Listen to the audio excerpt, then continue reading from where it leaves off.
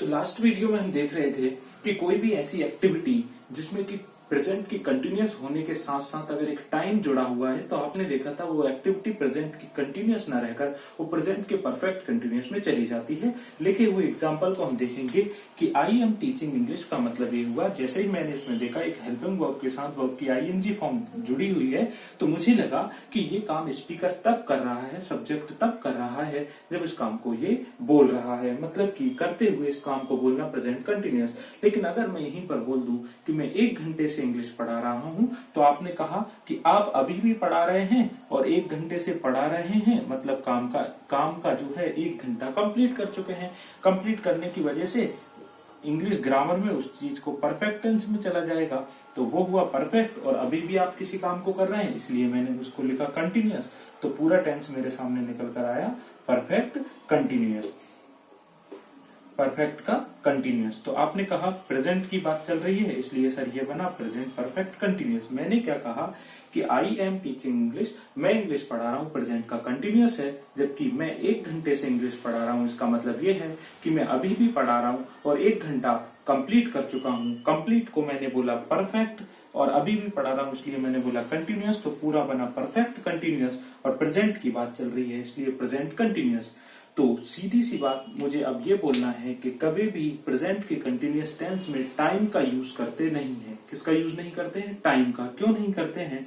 क्योंकि बोलने से ही पता चल रहा है कि काम जब हो रहा है तभी बोला जा रहा है। इस पर बोलने की समय बताने की जरूरत नहीं है। मैं आपको ऐसा नहीं बोलूंगा कि मैं 10 बजे इंग्लिश पढ़ा रहा हूँ, नहीं जी। जब मैंने बोला मैं इंग्लिश पढ़ा रहा हूँ इसका मतलब मैं पढ़ा रहा हूँ तभी इस काम को बोल रहा हूं, समय की जरूरत नहीं है। आइए अब आगे बढ़ते हैं और वो इम्पोर्टेंट चीज एग्जाम पॉइंट ऑफ व्यू से जिसके बारे में हम बात करने वाले थे। तो मैंने आपके सामने लिखा do not use preposition of time, preposition of time. वो प्रपोजिशन ऑफ टाइम कौन कौन सी है आप समझिए। एक है सिंस और दूसरी है आपके सामने for in present continuous tense. Present के कंटिन्यूअस टेंस में प्रेजेंट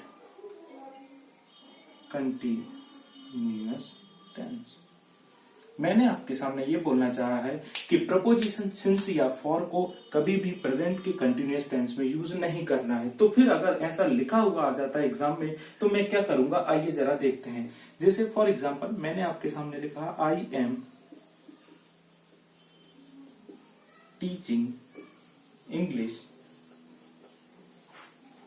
फॉर 1 आवर। ऐसा सेंटेंस हमारे सामने है, 1 आवर। मैं 1 घंटे से इंग्लिश पढ़ा रहा हूं। जब भी एग्जाम में ये सेंटेंस आएगा, ऐसे एग्जाम में बहुत सेंटेंस पूछे जाते हैं इसलिए मैंने आपके सामने ये सेंटेंस लिखा। तो आप देख पा रहे हैं कि आई एम टीचिंग इंग्लिश इतना लिखा हुआ है तो मैं समझ गया सर ये प्रेजेंट का कंटिन्यूअस टेंस है। और जैसे ही मैं आगे गया मैंने देखा कि आगे एक टाइम लिखा हुआ है, आप 1 घंटे से इस काम को कर रहे हैं। तो आपने कहा कभी भी कंटिन्यूअस टेंस में टाइम आता नहीं है, इसका मतलब ये सेंटेंस हुआ गलत। इसको आपको सही करना पड़ेगा और सही करने के लिए आपको इसका टेंस चेंज करना होगा और टेंस चेंज करने का मतलब है हेल्पिंग वर्ब को चेंज करना। अब अगर ये कंटिन्यूअस टेंस में है तो मुझे ऐसा टेंस रखना है कि कंटिन्यूटी इसकी जाए नहीं। इसका मतलब अगर ये प्रेजेंट के कंटिन्यूअस टेंस में है तो मुझे इसको पहुंचाना पड़ेगा प्रेजेंट परफेक्ट कंटिन्यूअस टेंस में। तो इसके लिए मुझे क्या करना पड़ेगा, मेरी जो हेल्पिंग वर्ब है इज, एम और आर, इसको मैं रिप्लेस करूंगा किससे? आप रिप्लेस करेंगे हैज बीन या फिर हैव बीन से।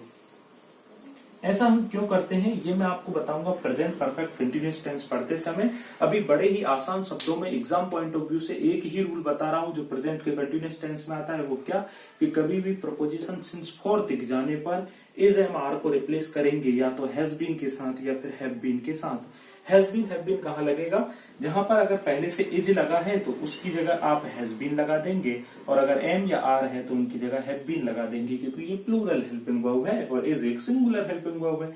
तो अगर मैंने कहा I am teaching English for 1 hour, ये गलत है। तो सही क्या होगा? आपने कहा एम को हटाकर यहाँ पर क्या लिखेंगे? Have been.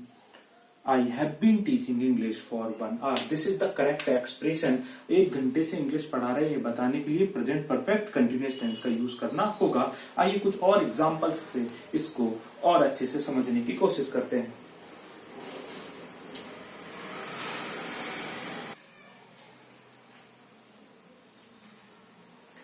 आइए देखते हैं इन क्वेश्चंस को।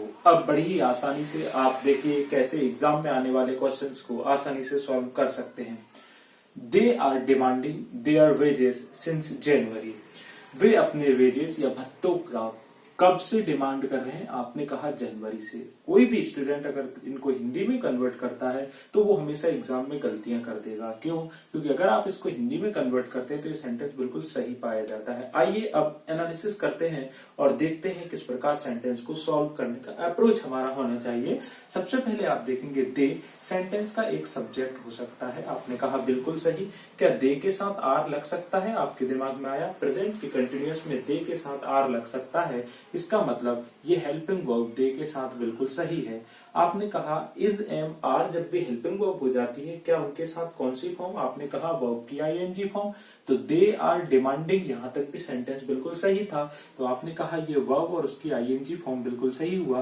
तो ये पूरा का पूरा मेरे लिए ऑब्जेक्ट रहा होगा और ऑब्जेक्ट कुछ भी हुआ, I do not care about it. तो अगर सिंपल शब्दों में देखिए कोई स्टूडेंट सिंपली इसको देखता है तो सेंटेंस को सही करेगा। क्यों? They are demanding their wages since January. लेकिन अगर आप थोड़ा सा लेवल ऊपर जाएंगे और एग्जाम पॉइंट ऑफ व्यू से सोचेंगे तो हमने देखा है कि कभी भी प्रपोजिशन ऑफ टाइम सिंस या फॉर का प्रेजेंट के कंटिन्यूअस टेंस में यूज नहीं किया जाता, क्योंकि प्रेजेंट का कंटिन्यूअस टेंस सिर्फ उस बात के बारे में बात करता है जब आप बोल रहे हैं तब आप उस काम को कर रहे हैं। बाकी कितने समय से आप इस काम को कर रहे हैं ये प्रेजेंट के कंटिन्यूअस का हिस्सा नहीं है। अगर उसमें टाइम दिया है तो ये प्रेजेंट के परफेक्ट कंटिन्यूअस में चला जाता है। मैं आगे बढ़ा, देयर वेजेस मैंने पाया यहाँ पर लिखा हुआ है सिंस, और जैसे ही मुझे सिंस मिला मैं समझ गया ये प्रेजेंट के कंटिन्यूअस का सेंटेंस नहीं हो सकता, ये तो प्रेजेंट परफेक्ट कंटिन्यूअस का है। इसका मतलब इसमें लिखी गई helping verb is am are मुझे रिप्लेस करनी पड़ेगी या तो हैज बीन से या फिर हैव बीन से। बस इतना सा मुझे करना है और सेंटेंस सही हो जाएगा। दे के साथ हैज लगेगा या हैव? आपने कहा दे एक प्लूरल सब्जेक्ट है, हैव का यूज होगा तो आप आर की जगह लिखेंगे हैव बीन। पूरा सेंटेंस आपके सामने सही हुआ। They have been demanding their wages since January. कितना आसान था ये, आप कभी भी एग्जाम में गलती नहीं करेंगे, बहुत पूछा जाता है एग्जाम में। We are learning English since childhood. आपने कहा यहां तक सेंटेंस सही था, वी के साथ आर के साथ आईएनजी फॉर्म, कोई प्रॉब्लम नहीं थी सर। लेकिन जैसे ही सेंटेंस में सिंस आया आप समझ गए प्रेजेंट कंटिन्यूअस ना होकर प्रेजेंट परफेक्ट कंटिन्यूअस बन गया। इसका मतलब आर को रिप्लेस करेगा have been. We have been learning English, हम बचपन से इंग्लिश सीख रहे हैं। आगे बढ़ा, Ram and Shyam is coming today. आपने कहा Ram and Shyam plural subject है, क्या इनके साथ आर इज लग सकता है? नहीं, दो लोग हैं, कम से कम दो लोग हैं तो इज की जगह पर क्या लगाइए? आर लगाइए। अच्छा आगे बढ़ा, आर के बाद आईएनजी, बिल्कुल सही है। आपने देखा टुडे, ये भी तो सर टाइम बता रहा है, हाँ या ना? तो क्या मैं इस आर को रिप्लेस करूं हैज बीन हैव बीन से? नहीं। क्यों? क्योंकि टुडे सिंस या फॉर नाम की प्रपोजिशन से नहीं जुड़ा।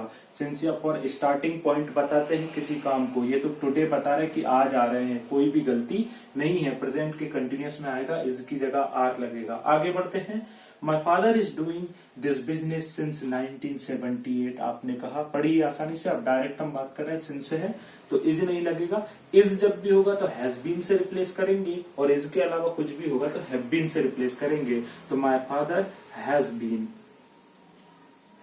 क्योंकि सिंस फॉर था, प्रपोजिशन ऑफ टाइम था, प्रेजेंट परफेक्ट कंटिन्यूअस टेंस में ये सेंटेंस होना चाहिए। Sita is pursuing her degree from JNU. Sita उसकी डिग्री कहां से परस्यू कर रही है? जेएनयू से। क्या इसमें हैज बीन या हैव बीन की जरूरत है? आपने कहा सर बिल्कुल नहीं है। सीता सेंटेंस का सब्जेक्ट है, इज एक हेल्पिंग वर्ब है जो कि सीता के साथ लग सकता है, सिंगुलर सब्जेक्ट। परस्यूइंग में आईएनजी लगा है, हाँ इज के बाद आईएनजी आएगा वर्ब में।